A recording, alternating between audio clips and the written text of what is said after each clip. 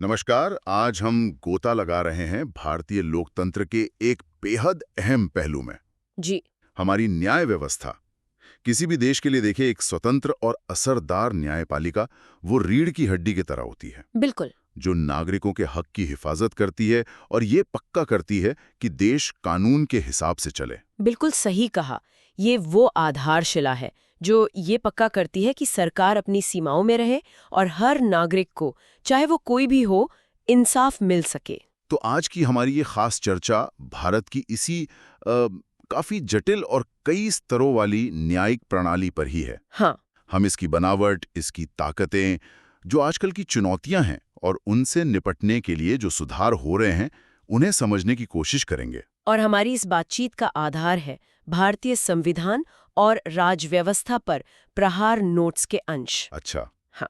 खासकर इसका अध्याय 12 जो पूरी तरह से भारत की न्यायिक प्रणाली पर ही केंद्रित है। बहुत बढ़िया। तो हमारा मकसद ये है कि इस चर्चा के अंत तक श्रोताओं को भारतीय न्यायपालिका की एक साफ और गहरी समझ मिले जी। कि ये कैसे काम करती है, इसके पीछे के सिद्धांत क्या हैं और वो कौन से बड़े मुद्दे हैं जिनसे ये आज जूझ रही है। चलिए सीधे मुद्दे पर आते हैं। भारत की न्यायिक संरचना ये कैसी है?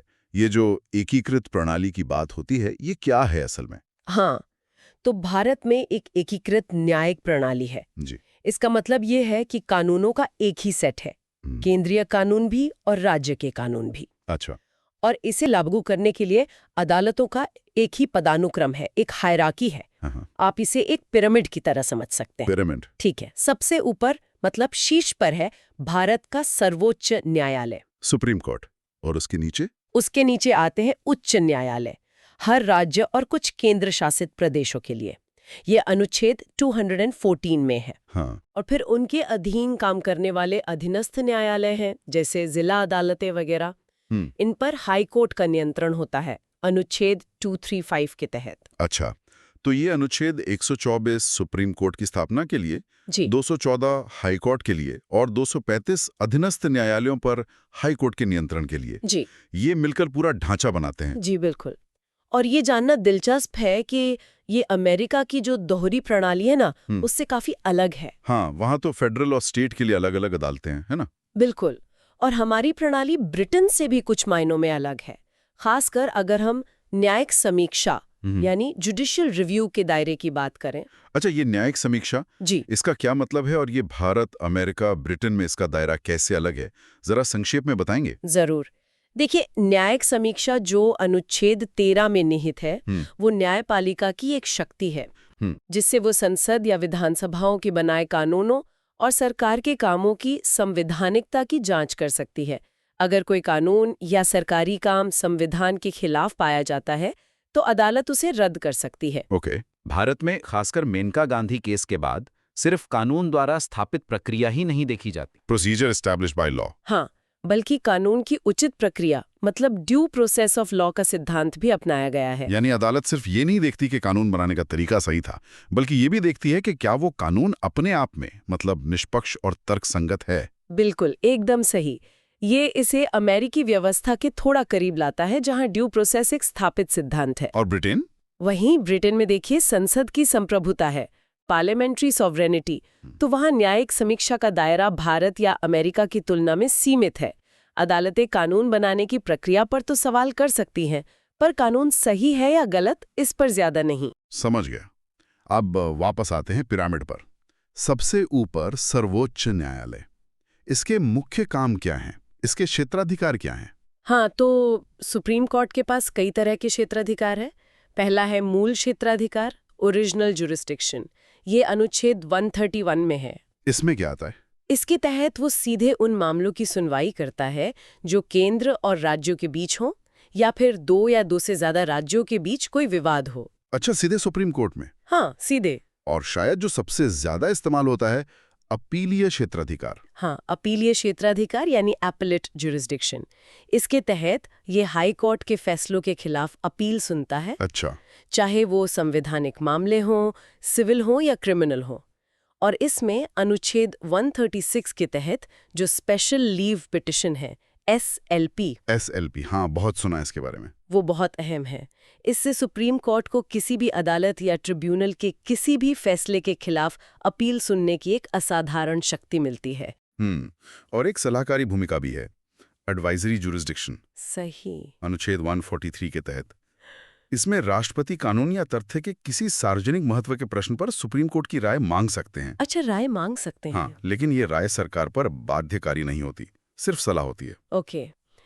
अब न्यायपालिका की स्वतंत्रता, ये किसी भी लोकतंत्र के लिए बेहद जरूरी है। सुप्रीम कोर्ट की स्वतंत्रता कैसे सुनिश्चित की जाती है? देखिए, इसके लिए संविधान में कई इंतजाम हैं। एक तो है न्यायाधीशों की नियुक्ति प्रक्रिया, कोलिजियम सिस्टम। हाँ, कोलिजियम प्रणाली। हालांकि ये संविधान में सीधे सीधे लिखा नहीं है। इसका विकास हुआ है 3 जजों के मामलों से, एसपी गुप्ता केस, सेकंड जजेस केस, थर्ड जजेस केस।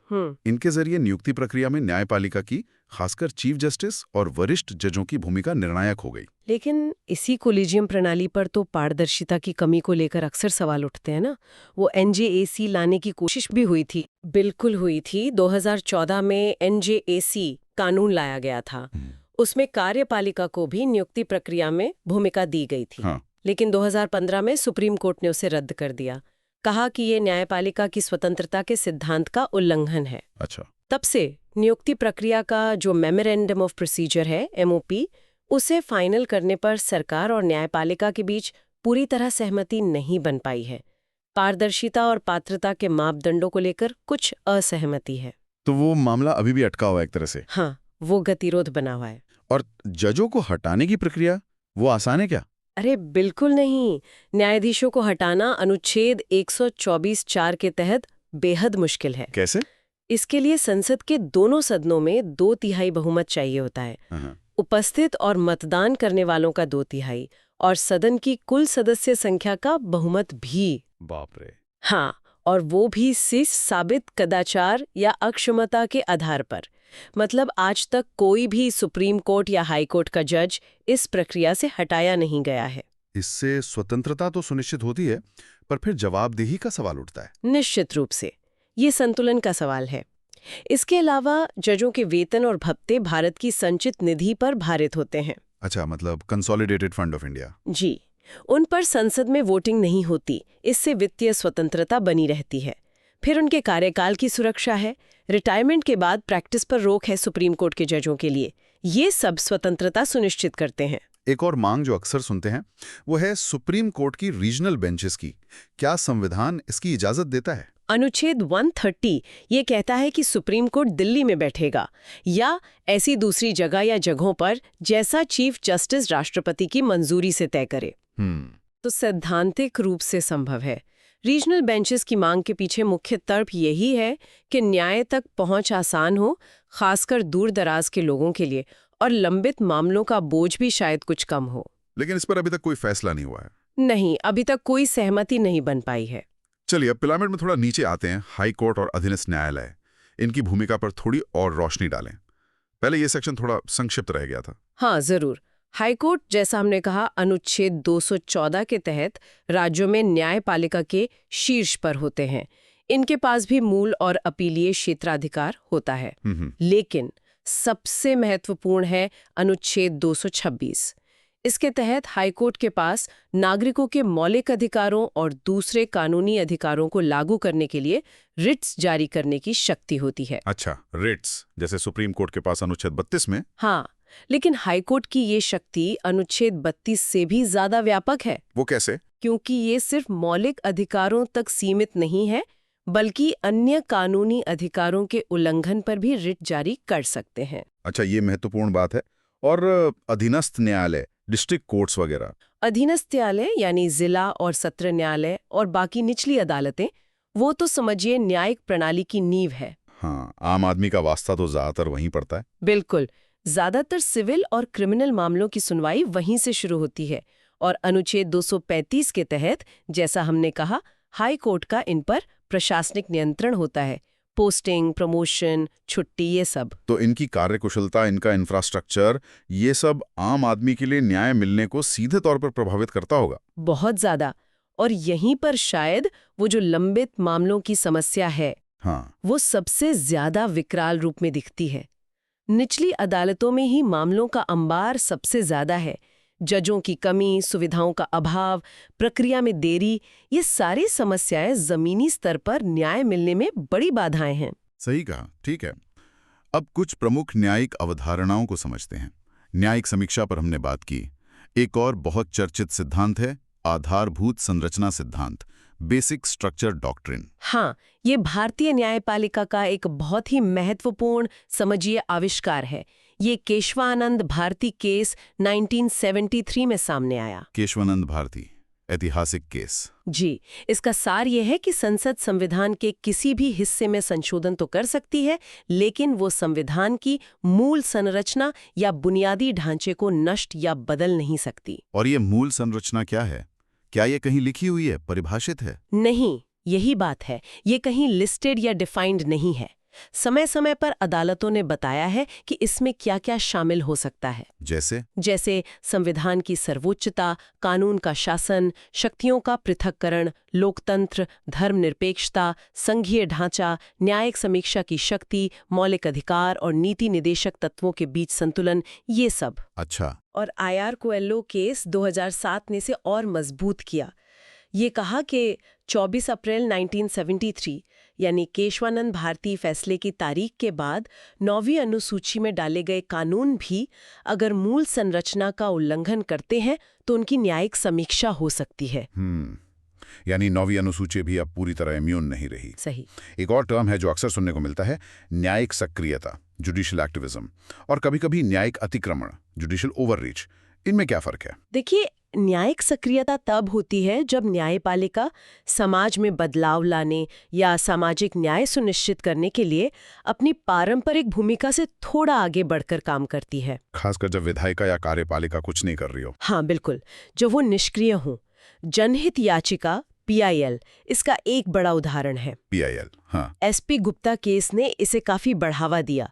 इसके जरिए कोई भी व्यक्ति या समूह जनहित के मुद्दे पर सीधे अदालत जा सकता है। और अतिक्रमण या ओवररीच? न्यायिक अतिक्रमण तब कहा जाता है जब ऐसा लगे कि न्यायपालिका अपनी सीमाओं से बाहर जा रही है, विधायिका या कार्यपालिका के क्षेत्र में दखल दे रही है। अच्छा। उन नीतियों या फैसलों पर निर्देश दे रही है जो साफ तौर पर सरकार के अधिकार क्षेत्र में आते हैं। ये एक बहुत महीन रेखा है असल में। अनुच्छेद 142 जो सुप्रीम कोर्ट को पूर्ण न्याय करने के लिए कोई भी आदेश देने की शक्ति देता है, वो कभी-कभी इस बहस के केंद्र में आ जाता है। जैसे भोपाल गैस त्रासदी मामले में मुआवजे का निर्धारण। समझ गया। इसमें प्राकृतिक न्याय के सिद्धांत और शक्तियों के पृथक्करण की भी अहमियत है। बहुत ज्यादा। प्राकृतिक न्याय के 2 मूल सिद्धांत हैं। पहला, कोई भी व्यक्ति अपने ही मामले में जज नहीं हो सकता, मतलब पूर्वाग्रह खिलाफ नियम, नीमो जुडिक्स इन काउंसिल सुआ। जी। और दूसरा, दूसरे पक्ष को सुने बिना कोई फैसला नहीं दिया जा सकता, यानी निष्पक्ष सुनवाई का अधिकार, ऑडी अल्टराम पार्टिम। ये किसी भी न्यायिक या अर्ध न्यायिक प्रक्रिया के लिए एकदम आधारभूत है। और शक्तियों का पृथक्करण सिद्धांत, सेपरेशन ऑफ पावर्स, जो सरकार के 3 अंगों विधायिका, कार्यपालिका और न्यायपालिका के बीच शक्तियों का स्पष्ट विभाजन करता है, वो तो लोकतंत्र के लिए अनिवार्य है ही। और इसके साथ ही नियंत्रण एवं संतुलन, चेक्स एंड बैलेंसेस का सिद्धांत। बिल्कुल। ये सुनिश्चित करता है कि कोई भी अंग अपनी शक्तियों का गलत इस्तेमाल न करे और दूसरे अंग उस पर नियंत्रण रख सके। ये तो हुई संरचना और सिद्धांतों की बात, लेकिन भारतीय न्यायपालिका, जैसा हम कह रहे थे, चुनौतियों से भी घिरी है। सबसे बड़ी चुनौती शायद न्यायिक विलंब है, पेंडेंसी ऑफ केसेस। आंकड़े क्या कहते हैं इस पर? आंकड़े वाकई में बहुत चिंताजनक हैं। इकोनॉमिक सर्वे 2018-19 के हिसाब से उस समय अदालतों में करीब 3.5 करोड़ मामले लंबित थे। 3.5 करोड़? हाँ, और ये संख्या लगातार बढ़ ही रही है। कुछ अनुमानों के अनुसार सुप्रीम कोर्ट में ही अब 70,000 से ज्यादा मामले पेंडिंग हैं। बाप रे। एक मामले के निपटान में सालों लग जाते हैं, कभी-कभी तो दशक। वो कहावत है ना, justice delayed is justice denied. न्याय में देरी, न्याय से इनकार। बिल्कुल। ये उसको चरितार्थ करता है। 3.5 करोड़ से ज्यादा मामले। ये आंकड़ा तो सोचने पर मजबूर करता है। इसके पीछे मुख्य कारण क्या हैं? इतने ज्यादा मामले क्यों? कारण कई हैं और काफी जटिल हैं, आपस में जुड़े हुए भी। एक बहुत बड़ा कारण है जजों की भारी कमी। अच्छा। जितने स्वीकृत पद हैं उनकी तुलना में नियुक्तियां बहुत कम होती हैं। रिक्तियां भरी नहीं जाती।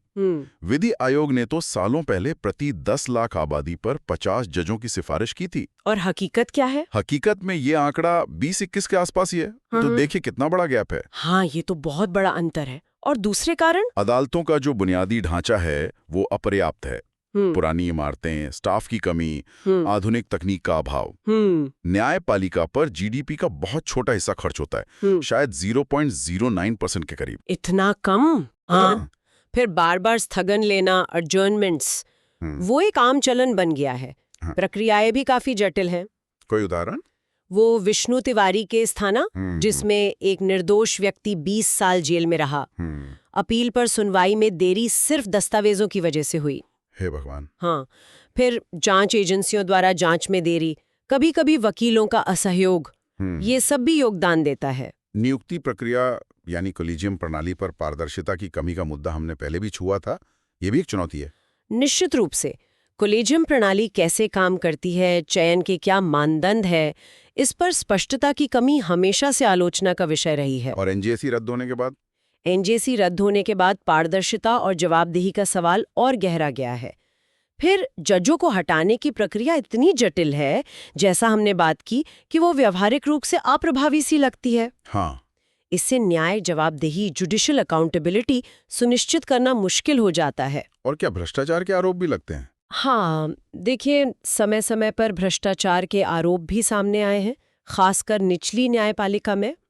हालांकि न्यायिक स्वतंत्रता को बनाए रखने की जरूरत और एक मजबूत जवाबदेही तंत्र की कमी के कारण इन आरोपों से निपटना हमेशा एक संवेदनशील मुद्दा रहा है। और न्यायपालिका का काफी हद तक आरटीआई अधिनियम के दायरे से बाहर होना भी पारदर्शिता संबंधी चिंताओं को बढ़ाता है। सही कहा। एक और महत्वपूर्ण मुद्दा जो ध्यान खींचता है वो है न्यायपालिका में महिलाओं का कम प्रतिनिधित्व, अंडर रिप्रेजेंटेशन। ये एक बहुत गंभीर चिंता का विषय है। आप सोचिए, सुप्रीम कोर्ट की स्थापना से लेकर अब तक 70 साल से ज्यादा हो गए। हाँ। सिर्फ 11 महिला न्यायाधीश ही हुई हैं। सितंबर 2021 तक के आंकड़ों के हिसाब से जब एक साथ 3 महिला जजों की नियुक्ति हुई थी, तब यह आंकड़ा 11 पहुंचा था। सिर्फ 11? और हाई कोर्ट्स में? उच्च न्यायालयों में भी महिला जजों का प्रतिशत काफी कम है, लगभग 11-12% के आसपास। निचली अदालतों में स्थिति थोड़ी बेहतर है, करीब 30% के आसपास, लेकिन फिर भी संतोषजनक नहीं कही जा सकती। इसके क्या कारण हो सकते हैं और इसका क्या प्रभाव पड़ता है न्याय व्यवस्था पर? कारणों में समाज की जो पितृसत्तात्मक सोच है वो तो है ही। बार में यानी वकालत में महिलाओं के लिए शुरुआती वर्षों में संघर्ष ज्यादा होता है। हाँ। पारिवारिक जिम्मेदारियों का असंतुलित बोझ भी एक कारण है, और शायद उच्च न्यायपालिका में नियुक्ति के लिए जो कोलेजियम प्रणाली है उसमें विविधता पर उतना ध्यान नहीं दिया जाता रहा है। और असर? प्रतिनिधित्व की कमी का मतलब है कि न्याय प्रणाली एक महत्वपूर्ण दृष्टिकोण, एक महत्वपूर्ण अनुभव से वंचित रह जाती है। महिलाओं का बेहतर प्रतिनिधित्व न केवल लैंगिक समानता का प्रतीक है, बल्कि ये न्याय को और ज्यादा समावेशी और संवेदनशील बनाने में भी मदद कर सकता है। बिल्कुल। एक और विवादास्पद कानून है न्यायिक अवमानना का, कंटेम्प्ट ऑफ कोर्ट। इस पर क्या बहस है? बहस इस बात पर है कि क्या ये कानून न्यायपालिका की गरिमा और अधिकार को बनाए रखने के लिए जरूरी है, या ये संविधान में जो अभिव्यक्ति की स्वतंत्रता दी गई है, अनुच्छेद 19 का, उस पर एक अनुचित प्रतिबंध लगाता है। अच्छा। खासकर इसका वो प्रावधान जो अदालत को कलंकित करने, स्कैंडलाइजिंग द कोर्ट से जुड़ा है, उसकी ज्यादा आलोचना होती है। दूसरे देशों में क्या स्थिति है? कई देशों ने, जैसे ब्रिटेन ने 2013 में इसे अवमानना के आधार से हटा दिया है। कनाडा और अमेरिका में भी अदालती फैसलों की आलोचना की ज्यादा स्वतंत्रता है। और भारत में? भारत में विधि आयोग ने भी इस पर फिर से विचार करने की बात कही है, लेकिन कानून अभी भी लागू है और इसका इस्तेमाल अक्सर विवादों को जन्म देता है। और आखिरी बड़ी चुनौती, न्यायिक बुनियादी ढांचा, इंफ्रास्ट्रक्चर। हाँ, जैसा हमने पहले भी कहा, इस पर खर्च बहुत कम है। पूर्व चीफ जस्टिस NV रमना ने राष्ट्रीय न्यायिक अवसंरचना प्राधिकरण NJII बनाने का प्रस्ताव दिया था। हाँ, सुना था, ताकि केंद्र और राज्यों के समन्वय से फंड जुटाया जा सके और बुनियादी ढांचे को सुधारा जा सके। सुप्रीम कोर्ट ने भी कई बार इस पर चिंता जताई है। हालत कितनी खराब है? हालत ये है कि आज भी कई अदालतें किराए की इमारतों में चल रही हैं। उनमें पर्याप्त कोर्ट रूम नहीं है, स्टाफ के लिए जगह नहीं है, रिकॉर्ड रूम नहीं है, लाइब्रेरी या वीडियो कॉन्फ्रेंसिंग जैसी बुनियादी सुविधाएं तक नहीं है। तो ये तो सीधे न्याय देने की क्षमता को प्रभावित करता होगा। बिल्कुल, सीधे सीधे। चुनौतियां वाकई गंभीर हैं और कई परतें हैं इनमें। इनसे निपटने और न्याय प्रणाली में सुधार के लिए क्या कदम उठाए जा रहे हैं? कुछ हो भी रहा है या नहीं? नहीं, प्रयास तो हो रहे हैं, कई स्तरों पर हो रहे हैं। एक है त्वरित न्यायालयों की स्थापना, फास्ट ट्रैक कोर्ट्स, FTC।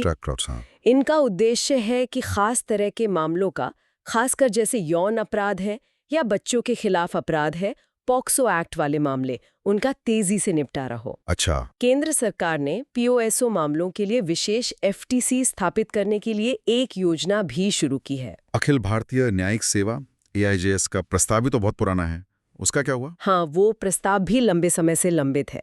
विचार ये है कि जैसे IAS IPS होते हैं, उसी तर्ज पर निचली अदालतों में यानी डिस्ट्रिक्ट जज लेवल पर भर्ती के लिए एक सेंट्रलाइज्ड परीक्षा हो। तो इसके पक्ष में क्या तर्क है? समर्थक कहते हैं कि इससे भर्ती प्रक्रिया में एकरूपता आएगी, अच्छी प्रतिभा आकर्षित होगी, सामाजिक विविधता बढ़ेगी और जो जजों की कमियां हैं वो जल्दी भरेगी। और विरोध क्यों हो रहा है? विरोधी इसे राज्यों की स्वायत्ता और हाईकोर्ट के अधिकारों का हनन मानते हैं। भाषाई बाधाओं की चिंता है, स्थानीय कानूनों की समझ की चिंता है, तो इस पर अभी तक सहमति नहीं बन पाई है। और आम आदमी के लिए न्याय सुलभ बनाने के लिए, जैसे मुफ्त कानूनी सहायता, फ्री लीगल एड, उसका क्या प्रावधान है? संविधान का अनुच्छेद 39A वो राज्य को निर्देश देता है कि ये सुनिश्चित करे कि कोई भी नागरिक पैसे की कमी या दूसरी अक्षमताओं के कारण न्याय पाने से वंचित ना रह जाए। अच्छा। और इसके लिए मुफ्त कानूनी सहायता दी जाए। इसी के तहत कानूनी सेवा प्राधिकरण अधिनियम 1987 बना और नालसा यानी नेशनल लीगल सर्विसेज अथॉरिटी और राज्य और जिला स्तर पर प्राधिकरण बने। तो ये क्या करते हैं? ये जो भी पात्र लोग हैं उनको मुफ्त कानूनी सेवाएं प्रदान करते हैं, वकील वगैरह मुहैया कराते हैं। ये तो बहुत जरूरी है। विवादों को अदालत से बाहर सुलझाने के लिए वो ADR यानी ऑल्टरनेटिव डिस्प्यूट रेजोल्यूशन, हाँ। वो कितना कारगर हो रहा है? ADR जिसमें आर्बिट्रेशन, कंसिलिएशन, मीडिएशन और लोक अदालत आते हैं, हाँ। ये अदालतों का बोझ कम करने में काफी महत्वपूर्ण भूमिका निभा सकता है। हाँ। ये पारंपरिक मुकदमेबाजी से कम खर्चीला होता है, कम समय लगता है और ज्यादा लचीला भी होता है। और रिश्तों पर भी कम असर पड़ता होगा। बिल्कुल, इसमें पक्षकारों के बीच रिश्ते बने रहने की संभावना ज्यादा होती है। लोक अदालतें तो काफी सफल रही हैं। किस तरह के मामलों में? जैसे चेक बाउंस के मामले, मोटर एक्सीडेंट क्लेम, पारिवारिक विवाद, इनको आपसी सहमति से निपटाने में लोक अदालतें बहुत कारगर साबित हुई हैं। इन्हें कानूनी सेवा प्राधिकरण अधिनियम के तहत वैधानिक दर्जा भी प्राप्त है। क्या ग्रामीण स्तर पर भी ऐसी कोई पहल हुई है? वो ग्रामीण न्यायालय अधिनियम के बारे में सुना था। हाँ, ग्राम न्यायालय अधिनियम 2008 लाया गया था। मकसद था कि ग्रामीण इलाकों में लोगों को उनके दरवाजे पर ही जल्दी और सस्ता न्याय मिल सके। तो ये काम कर रहे हैं? ये सिविल और क्रिमिनल दोनों तरह के छोटे मोटे मामले देख सकते हैं, लेकिन दुर्भाग्य से ये व्यवस्था बहुत सफल नहीं हो पाई है। क्यों? क्या दिक्कतें आई? कई कारण हैं। राज्यों ने उतनी रुचि नहीं दिखाई, पैसों की कमी रही, उनका अधिकार क्षेत्र क्या होगा उसमें स्पष्टता की कमी थी, लोगों में जागरूकता भी कम थी। अच्छा, खास तरह के मामलों के लिए वो ट्रिब्यूनल्स भी तो होते हैं? बिल्कुल। अधिकरण संविधान के अनुच्छेद 323A और 323B के तहत। ये क्या करते हैं? संसद या राज्य विधानमंडल खास क्षेत्रों के लिए, जैसे सर्विस मैटर्स, टैक्स, किराया नियंत्रण, इंडस्ट्रियल डिस्प्यूट, इनके लिए ट्रिब्यूनल बना सकते हैं। इनका फायदा क्या है? मकसद यही है कि मामलों का जल्दी निपटारा हो और उस क्षेत्र के जो विशेषज्ञ हैं उनके द्वारा न्याय सुनिश्चित हो। लेकिन इनकी स्वतंत्रता को लेकर सदस्यों की नियुक्ति में देरी, खाली पद, इन पर भी चिंताएं और विवाद रहे हैं। अच्छा। सरकार ने हाल के वर्षों में कई ट्रिब्यूनल्स का विलय करके उन्हें थोड़ा युक्ति संगत बनाने की कोशिश की है। और आखिर में तकनीक की भूमिका, टेक्नोलॉजी, वो ई-कोर्ट्स प्रोजेक्ट कहाँ तक पहुंचा है? तकनीक देखिए एक बहुत बड़ा गेम चेंजर साबित हो सकती है और हो भी रही है कुछ हद तक। ई-कोर्ट्स प्रोजेक्ट के तहत अदालतों का कंप्यूटराइजेशन हो रहा है। हाँ, अब केस की जानकारी ऑनलाइन मिल जाती है। बिल्कुल, केस की जानकारी ऑनलाइन है, ई-फाइलिंग शुरू हो गई है और कोविड महामारी के दौरान तो वर्चुअल सुनवाई का बड़े पैमाने पर इस्तेमाल हुआ। हाँ, वो तो बहुत हुआ। राष्ट्रीय न्यायिक डेटा ग्रिड NJDG वो एक बहुत महत्वपूर्ण कदम है। वो क्या है? वो देश भर की अदालतों में जो लंबित मामले हैं और जो निपटाए जा चुके हैं उनका रियल टाइम डेटा उपलब्ध कराता है। इससे पारदर्शिता बढ़ी है और पॉलिसी बनाने में भी मदद मिलती है। लेकिन चुनौतियां भी होंगी इसमें? हाँ, चुनौतियां भी हैं। डिजिटल डिवाइड एक बड़ी चुनौती है। सब तक इंटरनेट और डिवाइस की पहुंच नहीं है। डेटा सुरक्षा का मुद्दा है। जजों और स्टाफ की ट्रेनिंग का सवाल है। तो काम अभी बाकी है। तो संक्षेप में कहें तो हमने भारत की एकीकृत न्यायिक संरचना, सुप्रीम कोर्ट की व्यापक शक्तियां, केशवानंद भारती जैसे ऐतिहासिक फैसलों से निकले सिद्धांत, फिर वो लंबित मामलों और नियुक्ति प्रक्रिया जैसी गंभीर चुनौतियां, और इन चुनौतियों से निपटने के लिए ADR, FTCs और ई-कोर्ट्स जैसे सुधार के प्रयासों पर विस्तार से बात की। ये सब प्रहार नोट्स के अध्याय 12 के मुख्य बिंदु थे, है ना? जी हाँ, बिल्कुल। ये एक ऐसी व्यवस्था है जो स्वतंत्र और शक्तिशाली है, इसमें कोई शक नहीं, लेकिन साथ ही गंभीर चुनौतियों का सामना भी कर रही है। अब सुधारों की गति और दिशा ही तय करेगी कि भविष्य में ये आम नागरिक को कितना प्रभावी न्याय दे पाती है। बिल्कुल। और इस चर्चा के अंत में श्रोताओं के लिए एक सवाल छोड़ जाते हैं सोचने के लिए। भारतीय न्यायपालिका अपनी स्वतंत्रता, जो कि बेहद जरूरी है, उसे बनाए रखते हुए पारदर्शिता और जवाबदेही कैसे बेहतर ढंग से सुनिश्चित कर सकती है? ये संतुलन साधना, ये शायद आने वाले समय की सबसे बड़ी पहली होगी। या इस पर भी सोचा जा सकता है कि तकनीक, खासकर आर्टिफिशियल इंटेलिजेंस जैसी चीजें भविष्य में न्याय तक पहुंच को कैसे बदल सकती हैं, विशेष रूप से उन नागरिकों के लिए जो भौगोलिक या आर्थिक रूप से हाशिए पर हैं। क्या ये बाधाओं को तोड़ेगी या कहीं नई बाधाएं खड़ी कर देगी? सोचने के लिए बहुत कुछ है इसमें।